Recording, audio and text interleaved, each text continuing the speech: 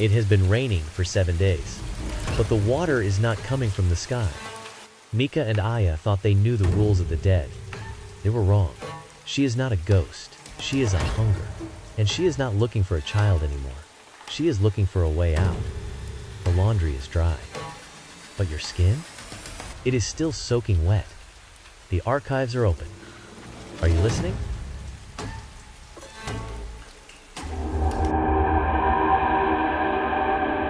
The rain had been falling for 7 days straight. It was not a storm, just a heavy, gray curtain that seemed to swallow Tokyo whole. The city felt damp, and the air smelled of wet concrete and stagnant water. Mika and Aya were at a small, 24-hour coin laundry near the edge of the city. It was 2 in the morning. The bright fluorescent lights flickered, casting a cold glare on the rows of spinning metal drums. Mika looked at her phone, then at the heavy rain outside the glass door. It is still not stopping. The news says this is the longest rainfall in 10 years. Everything feels heavy. My clothes, my hair, even my mind. I think this weather is making everyone depressed. Aya leaned against a dryer, watching the clothes tumble inside. The rhythmic thumping of the machines was the only sound, until a new noise joined in. A faint, steady dripping. Mika frowned. He looked up at the ceiling, then at the floor. The tiles were dry. The machines were not leaking. But the sound was clear, as if water was hitting a puddle right next to her. Aya, do you hear that? The dripping? I thought it was just the rain outside. Mika pulled out her handheld recorder. She watched the levels on the screen. The needle jumped with every drip, but the sound didn't feel like it was coming from the room. It felt like it was coming from the air itself. Mika walked toward the glass front of the shop. Outside, under the dim street lamp, a figure stood. It was a woman. She wore a long, dark coat and held a black umbrella low over her head. She was standing perfectly still in the middle of the sidewalk, facing the laundry. Is she waiting for someone? She is soaking wet. The woman lifted her umbrella just an inch. Even from behind the glass, Mika felt a wave of intense sadness hit her. It was not fear, but a heavy, crushing feeling of loss. Wait, look at the ground under her feet. Aya stepped closer. The sidewalk was drenched with rain, but where the woman stood, the water seemed to be swirling, circling her feet like a drain. Suddenly, the woman took a step toward the door. As the woman approached, the temperature inside the laundry dropped. The windows began to fog up instantly. Mika grabbed her camera, but the lens was already covered in a thick, gray mist. Aya, get back from the door, now! The automatic door sensors triggered. The door slid open with a mechanical hiss. The woman did not enter. She stopped at the threshold. Water began to pool on the floor, but it was dark, almost like ink. A faint smell of sulfur filled the room. Mika, look at the wall next to her. In the corner of the doorway, a tiny crack appeared in the plaster. It was exactly like the one they saw in the apartment. A thin, dark liquid started to seep out of the crack, moving in rhythm with the dripping sound. She is connected to the stone, just like the others. The woman in the coat didn't speak. She just stood there, her face hidden by the shadow of her umbrella. She raised a pale hand and pointed toward the back of the laundry, toward the dryers. Then, she whispered, "It is so cold. Why is he still so cold?" The lights in the laundry flickered and died, for a second. Aya, the dryer! Aya turned and saw one of the large industrial dryers. The glass door was covered in steam. From inside the machine, a small, wet handprint appeared on the glass. Then another. The sound of a child crying began to echo from inside the metal drum. There is someone inside.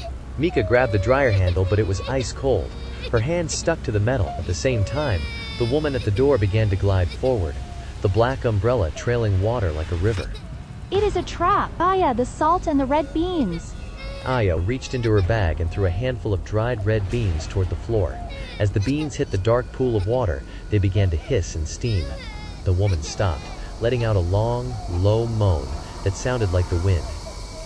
Go! Run to the car! They scrambled out the side exit, bursting into the cold night rain. They didn't stop until they were inside the car with the doors locked. Mika looked back at the laundry. Through the fogged-up windows, she saw the woman standing by the dryer, her hand resting on the glass where the small handprint had been. The rain continued to fall, heavier than before. She is not just a spirit. She is looking for something she lost in the water. And the stone is giving her the power to take it from the living. They sat in the car for a long time, the wipers clicking back and forth. We need to go to the archives. We need to find out who she was before the rain started. And we need a way to stay dry. If we get caught in her circle, we might never come back out. The investigation was no longer just about recording ghosts. It was about survival. Every spirit was a piece of a larger puzzle. And the puzzle was starting to look like a map of a disaster that happened long ago. Tomorrow, we find the child. The car pulled away, leaving the laundry behind in the dark. But on the back window of the car, a single, wet handprint slowly began to fade. The next morning did not bring the sun. The rain was still falling, a constant rhythmic beat against the windows of Mika's apartment. The air inside felt heavy and damp, no matter how high they turned up the heat. Mika and Aya sat surrounded by old city maps and digital records. The atmosphere was tense. They both felt the weight of the night before. I checked the car this morning.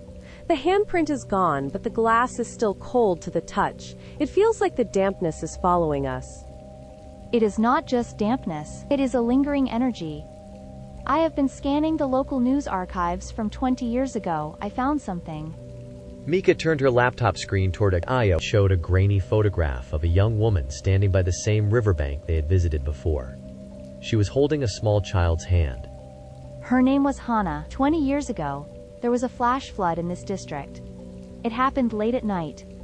The river rose so fast that the lower streets were underwater in minutes.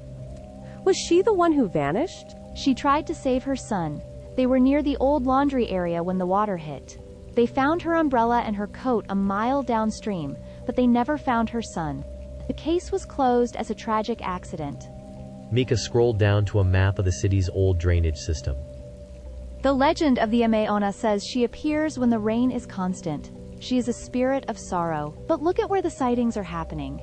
They are all near the old flood path. And now, with the stone fragments active, her sorrow is turning into something physical. She is looking for her son in the reflections of the water. Mika stood up and walked to a corner of the room where several boxes were stacked. She had spent the early morning gathering equipment. The Jorogumo taught us one thing. We cannot just act on instinct. We need to control the environment. What is all this? Industrial-grade desiccant packs, high-powered dehumidifiers, and these. Mika held up 2 high-intensity thermal lamps, the kind used for drying paint or construction materials. The Ame-Onna exists within the moisture. If we can create a zone of absolute dryness, she cannot manifest. It is like a barrier. A circle of salt is traditional, but a circle of dry air is practical. Exactly. We are going back to that laundry tonight. We are not going to wait for her to find us. We are going to clear the air and see if we can guide her to the truth. Aya helped Mika pack the gear into the back of the car. They moved with a new sense of purpose. They were no longer just 2 girls with cameras. They were becoming technicians of the supernatural. Mika, about the child's handprint in the dryer. What if he is really trapped there? Spirits like this often repeat their final moments. He is not a person anymore. He is a memory caught in a loop. To stop the rain, we have to break the loop. Aya reached into her pocket and pulled out a small, old toy. It was a wooden whistle she had found in a second-hand shop. I read that spirits are attracted to things they recognize. If we can lead the child out, the mother might follow. It is a risk, but it is better than just burning things down again. They drove back through the flooded streets. The water on the road was getting deeper. People were staying indoors, their lights dimmed against the gray sky. As they pulled up to the laundry, the building looked like a ghost ship in the mist. The fluorescent lights inside were still dead. Set up the dehumidifiers at the entrance. Place the thermal lamps facing the back dryers. And the red beans? Keep them in your pocket. Only use them if the dryness fails. They stepped out of the car. The moment their feet touched the ground, the dripping sound returned. But this time, Mika didn't look afraid. She reached for the power switch on the first dehumidifier. Let us see how she likes the desert. The machines hummed to life. The battle between the water and the heat was about to begin.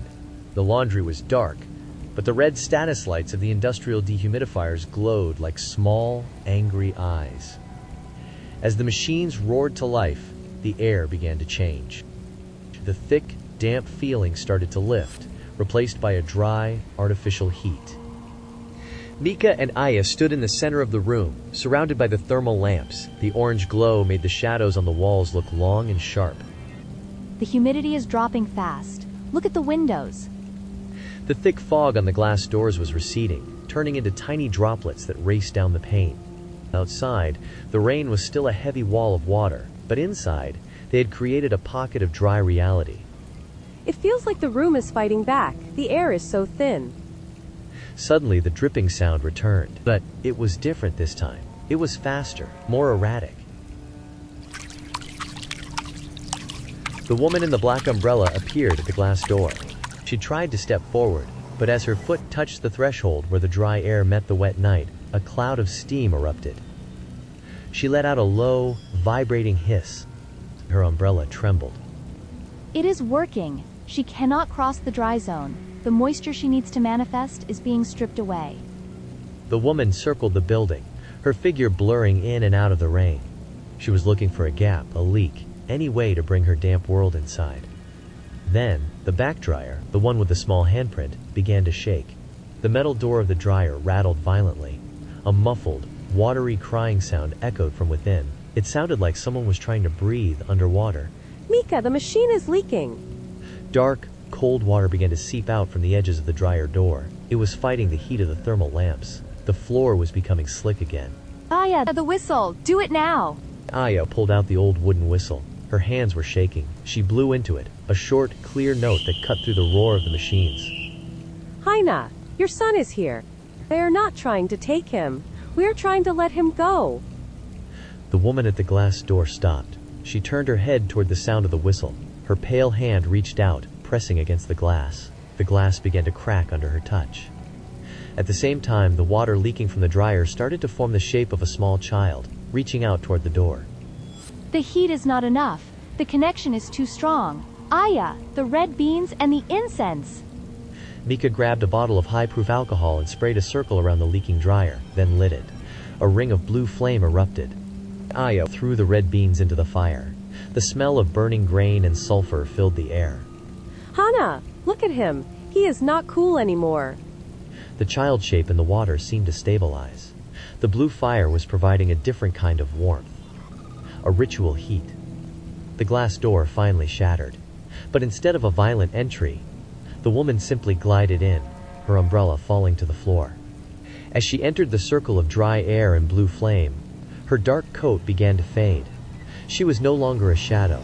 For a brief second, she looked like the woman in the photograph, Hana. She reached out and touched the water child. As their hands met, the dark water turned clear, then evaporated into a fine mist. Thank you. It was so long, so dark. A blinding flash of white light filled the laundry. Mika and Aya shielded their eyes. When they looked again, the room was empty. The machines were silent. The blue fire had died out. The floor was completely dry. Is it over? Mika looked at her handheld sensor. The levels were flat. The energy was gone. Outside, for the first time in a week, the sound of the rain had stopped. A single star was visible through a gap in the clouds. For now. But we need to check the stone.